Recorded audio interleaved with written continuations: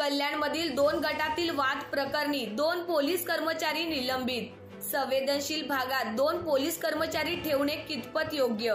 कल्याण पश्चिम येथील चिराग हॉटेल परिसरात सोमवारी 2 गटात वाद झाला होता। एका गटातील काही तरुण आपली 4 चाकी वाहने घेऊन त्या ठिकाणाहून जात होते। या दरम्यान घोषणाबाजी सुरू होती।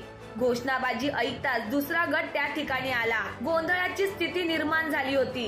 एका गटाने दुसऱ्या गटाच्या गाड्या फोडल्या। ही गोंधळाची परिस्थिती पोलिसांनी कशीबशी हाताळली। परिस्थिती हाताळून देखील या प्रकरणात 2 पोलीस कर्मचाऱ्यांना निलंबित करण्यात आले। अनिल जातक आणि महादेव चेपटे अशी या पोलीस कर्मचाऱ्यांची नाव आहेत। निलंबनाची कारवाई फक्त 2च पोलीस कर्मचाऱ्यांवर का? एवढ्या संवेदनशील परिसरात फक्त 2च पोलीस कर्मचारी कार्यरत हे कितपत योग्य आहे? आपण व्हिडिओमध्ये पाहू शकता की 2 गटाच्या सुरू असलेल्या वादात अनिल जातक हे एकटेच पोलीस कर्मचारी कार्यरत होते। त्यांनी दोन्ही गटांना समजवण्याचा प्रयत्न केला। तसेच कोणतीही मोठी घटना किंवा अनुचित प्रकार घडू नये हा प्रयत्न अनिल जातक हे करत होते। तरी देखील त्यांच्यावर निलंबनाची कारवाई करण्यात आली।